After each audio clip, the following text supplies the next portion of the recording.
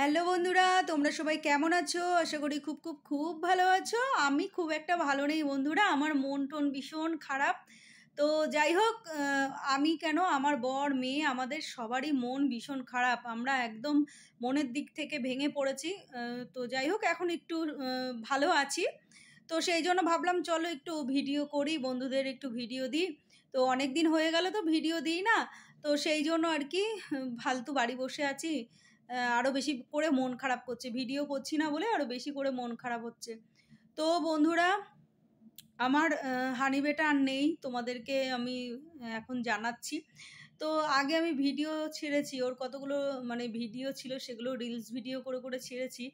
তো হঠাৎ করেই আমার হানি বেটা পৃথিবী ছেড়ে চলে গেছে।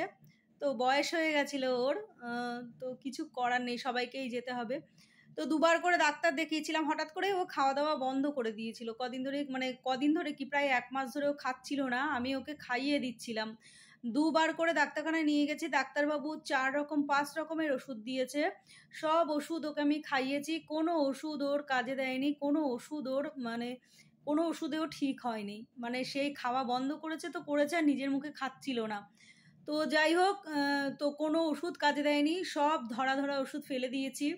তো পাতা কলমি শাক খাচ্ছিল না বলে আরও অনেক রকম খাবার ওকে দিচ্ছিলাম। তো পেস্ট করে করে আমি ওকে খাওয়াতাম আর কি, মিক্সিতে পেস্ট করে, তো ডপারে করে। তারপরে গিয়ে আবার অনলাইন থেকে একটা খাবার অর্ডার দিয়েছিলাম, 700 টাকা নিয়েছিল খাবারটা, হানিবেটা একটাও মুখে দেয়নি। যেদিন অর্ডার দিলাম তার পরের দিনই ও চলে গেল। তো সব খাবার ওষুধ সমস্ত কিছুই ফেলে দিয়েছি। তো মনটা ভীষণই খারাপ। আজ 14-15 দিন ধরে না রান্না করেছি, না ঠিক মতো খাওয়া দাওয়া করেছি, প্রচণ্ড মনটা খারাপ ছিল। তো যাই হোক, হানি বেটার জায়গায় আরেকজনকে এনেছি। তো জীবনটা মনে হচ্ছিল একদম পুরো শেষ হয়ে গেছে। আর এতটাই আমি ভালোবাসতাম হানিবেটাকে, আমার সঙ্গে সঙ্গে হানিবেটা সব সময় থাকতো। আর আমি ওকে আমার সন্তানের জায়গা দিয়েছিলাম। ও যে খরগোশ, ওরকম কোনোদিন ভাবিনি যে ও একটা পশু খরগোশ। তো যাই হোক, ও চলে যাবে আমাদের ছেড়ে, এরকমটা আমি কোনোদিন ভাবিনি। আমি সবসময় ভাবতাম যে আমি বেঁচে আছি, আমার ছেলেও বেঁচে থাকবে, এরকম একটা ভাবতাম। তো যাই হোক, ওর আমি আমার কাছে এসছে ও 4.5 বছর মানে হয়েছে ও আমার কাছে এসছে। তবে ওর বয়স মোটামুটি মানে 5-এর কাছাকাছি গেছিল। তো যাই হোক বন্ধুরা, তো আমি ভাবতে পারিনি হানিবেটা এত তাড়াতাড়ি আমাকে ছেড়ে চলে যাবে। তো আমি কিছুতেই ভুলতে পারছিলাম না হানিবেটার কথা। তো যাই হোক, আমি আর মনে করতে চাই না। প্রায় 14-15 দিন ধরে এত কান্নাকাটি করেছি। পিন্টুদা পরের দিন থেকেই বলছে যে আরেকটা নিয়ে আসি, চলো আরেকটা নিয়ে আসি। তাই আমি বলছি না থাক, আবার কোলে পিঠে করে মানুষ করব, তারপরে আবার চলে যাবে ছেড়ে। তো প্রতিটা মানে অনেক চেষ্টা করলাম যে ছেড়ে থাকার, কিন্তু প্রতিটা মুহূর্তে আমাকে কুড়ে কুড়ে খাচ্ছে। তো যাই হোক, এটা নিয়ে আবার আরেকদিন কথা বলবো তোমাদের সাথে। তো হানি বেটার জায়গাটা পূরণ করার জন্য আরেকজনকে এনেছি, তো তোমাদেরকে সেটা পরে দেখাবো। আর হানি বেটা রাত 1:45-র সময় মারা গেছে, আর আমার বুকের মধ্যে শুয়ে মারা গেছে, জানো তো বন্ধুরা। নিজের চোখে হানি বেটার মৃত্যুটা দেখেছি, নিজের হাতে দেখেছি। তো সেই জিনিসগুলো না ভুলতেই পারছি না, আমি মাথা থেকে আমার বেরোচ্ছেই না। তো যাই হোক বন্ধুরা, রান্নাবান্না হয়ে গেছে। আর চলো, এই রান্নাবান্না কি করলাম না করলাম আর মুখে বললাম না। তো তোমরা তো দেখতেই পেলে কি রান্না করলাম। কিছু মাছ টাছ এনেছে পিন্টুদা, কিছু মাছ ফ্রিজে ছিল, সেগুলো বের করে রান্না করলাম, আর মাছগুলো রেখে দিলাম ফ্রিজে। তো চলো, আর এখানে দেখো একটু কিছু মাল অর্ডার দিয়েছি, মাসকাবাড়ির কিছু মাল বাকি ছিল, তো সেটা অর্ডার দিয়েছি। তো সেটা চলে এসছে, এখন এটা গুছিয়ে টুছিয়ে রাখবো, তারপরে আমরা খাওয়া দাওয়া করে নেবো। আর পিন্টুদা দেখো বাড়িতে আসার সময় মানে এখন মানে কাজ থেকে বাড়িতে আসার সময় নিয়ে এসছে আম। তো দেখো এখানে এনেছি হিমসাগর আম। তো এই আমগুলো ভালো, শক্ত আছে। আর ওই পাশে সবুজ সবুজ আমগুলো না একটু নরম হয়ে গেছে, বলছে ওইগুলো আলাদা এগুলো আলাদা। ওইগুলো এনেছে আমসত্ত্ব খাওয়ার জন্য। তো পিন্টুদা আমসত্ত্ব খেতে ভীষণ ভালোবাসে, এর আগে আমসত্ত্ব করেছিলাম না, একদম পিন্টুদাই মানে খাবলা খাবলা করে খেয়ে নিয়েছে, খেয়ে খেয়ে শেষ করে দিয়েছে। আবার আমি আমসত্ত্ব দিয়েছিলাম, সেটা তোমাদেরকে দেখানো হয়নি। তো যাই হোক, ওটাও শেষের পথে, পিন্টুদা এত ভালোবাসে আমসত্ত্ব খেতে।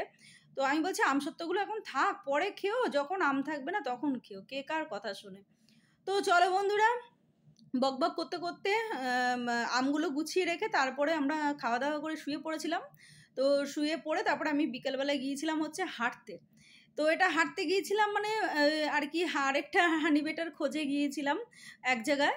তো সেখানে দেখে এসেছি।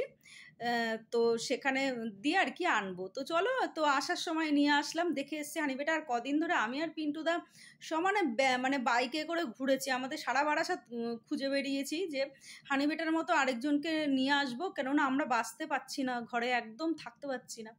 তো চলো, এই যে কিছু মাল এনেছি দেখো, এখানে হচ্ছে খাজা নিয়ে এসছি, আর এখানে দেখো একটু লিচু এনেছি, আর হচ্ছে একটু সবুজ বুট, আর একটু বাদাম এনেছি, আর একটা নতুন একটা আয়না এনেছি। ফ্ল্যাটে গেলে না একটা আয়নার অভাব, ফ্ল্যাটে একটু মুখ টুক দেখা যায় না, সেই জন্য একটা আয়না নিয়ে আসলাম। আর একটা টোস্ট বিস্কুট আনলাম, একটু ঢ্যাঁড়স আনলাম, আর একটু বুদো আমরা আনলাম। তো এটা কি আমরা বলে আমি জানি না, কাঠটা আমরা না বুদো আমরা, যাই হোক আনলাম। আর এই যে দেখো লিচুর পাতাগুলো খুলে নিলাম, 500 লিচু এনেছি, 100 টাকা নিয়েছে। 1 কিলো লিচু তোমার 200 টাকা। তো চলো বন্ধুরা, এগুলো সব গুছিয়ে নিই। তো 1 কিলো লিচু আনিনি, কেননা পিন্টুদা খায় না, আমি আর মেয়েই খাবো। আর লিচু না রেখে খাওয়া যায় না, রাখলে পরে না ভেতরে মানে মানে লিচুর বোটার ওইখানটা না কিরকম একটা ছোটো ছোটো পোকা মতো হয়, তো মেয়ে ঘেন্না পায়, আর আমারও ভাল লাগে না, সেই জন্য অল্প করে আনলাম যে আমরা দুজনে খেয়ে শেষ করে দেবো। তো যাই হোক, পিন্টুদাকে 2-1টা গালে ছাড়িয়ে দিয়েছি, আর পিন্টুদা এখন চা করছে। আর আমি এই যে এগুলো ভরে রাখলাম, এগুলো গুছিয়ে ভরে না রাখলে না পিঁপড়ে ধরে যাবে, সেই জন্য আর কি গুছিয়ে রাখলাম। আর পিন্টুদা দেখো চা করে নিয়েছে। এখানে নিয়ে নিয়েছি প্রজাপতি বিস্কুট, এই যে, আর একটা পাউরুটি না টোস্ট বিস্কুটের মতো করেছে, একদম মচমচে টোস্ট বিস্কুট যেরকম হয়, তো সেরকম আর কি করে নিয়েছি। তো এটা আমার খেতে ভীষণ ভালো লাগে। তো চলো, প্রজাপতি বিস্কুট দিয়ে আর টোস্ট মানে পাউরুটি দিয়ে চাটা খেয়ে নিই, তারপর আবার যাবো রান্নাঘরে। তো বন্ধুরা, চলে আসলাম রান্নাঘরে, মেয়ে বলছে একটু খিদে পেয়েছে, তো সেই জন্য আর কি একটু ওটসের গোলা রুটি করছি। দেখো এখানে পিন্টুদাই কুচিয়ে দিল পেঁয়াজ আর কাঁচা লঙ্কা। পিন্টুদা পেঁয়াজটা খুব ভালো কুচাতে পারে, একদম ঝিরিঝিরি করে কুচো, আমার খুব ভালো লাগে। ডিমের অমলেট করলেও রাত্রেবেলা মাঝে মাঝে যখন বাড়ি ঢুকে যায় বলি পেঁয়াজটা একটু কুচিয়ে দেওয়া, খুব সুন্দর কুচায়। তো পিন্টুদা কুচিয়ে দিল পেঁয়াজ আর কাঁচা লঙ্কা, আর আমি একটা ডিম বের করলাম ফ্রিজ থেকে, আর ওটসটা একটু ভিজিয়ে রেখেছিলাম। তো চলো, এই যে ওটসের গোলা রুটি করছি। তো এই ওটস দিয়ে গোলা রুটিগুলো না একদম সেই গোল গোল বড় বড় হয় না, কেননা ওটা যখন উল্টাতে যাব তখন না ওটা ফেটে যায়, সেই জন্য আর কি ছোট ছোট করে করতে হয়। তো দেখো সামান্য তেল দিয়ে করছি, বেশি এটা ডুবার তেলে করলে মানে ডুবা তেলে কি আর একটুখানি বেশি তেল দিয়ে করলে খেতে বেশি ভালো লাগে, কিন্তু অতটা তেল আমি পছন্দ করি না, আর মেয়েকেও আমি অতটা তেল খাওয়াতে চাই না, সেই জন্য দেখো অল্প তেল দিয়েই করছি। আর এটা খেতে খুব সুন্দর হয়, দেখতে যাই থাক না কেন মুখে দিলে পুরো ডিমের অমলেটের টেস্ট লাগে, এত ভালো লাগে। তো যাই হোক, আমি আগে এগুলো কোনোদিন খেতাম না, তো যাই হোক মেয়ে একদিন করে আমাকে খাইয়েছিল, তারপর থেকে না সত্যি এটার প্রেমে পড়ে গেছি আমি, এত সুন্দর খেতে। তো যাই হোক, মেয়েকে দেবো আর আমিও খাবো, সন্ধ্যের টিফিন এটা দিয়েই সারবো, এই আর কি। তো দেখো হয়ে এসছে। আর রাতে আজকে আর বিশেষ কিছু রান্না করব না, কেন ওবেলা চিকেন করে রেখেছিলাম, ইলিশ মাছটা ওবেলা খেয়ে নিয়েছি, আর চিকেন করে রেখেছি এবেলার জন্য, তো সেটা দিয়েই আর কি সারবো। আর পিন্টুদাকে বলেছি কটা রুটি নিয়ে আসতে, আমি রাতে রুটি খাবো চিকেন দিয়ে। তো এই আর কি। তো চলো বন্ধুরা, এই যে আমাদের ওটসের গোলা রুটি কমপ্লিট। তো পিন্টুদার জন্য দুটো রাখবো, আর আমি আর মেয়ে এখন এই যে সস নিয়ে নিয়েছি। তো আমি সস খাবো না, মেয়ে খাবে, তো সস দিয়ে এখন বসে বসে খাবো। আর হানি বেটার মতো একটা বেবি দেখে এসছি, তো সেটা আনবো, সেটা আজকালের মধ্যেই নিয়ে আসবো, যখন আনবো তোমাদেরকে দেখাবো।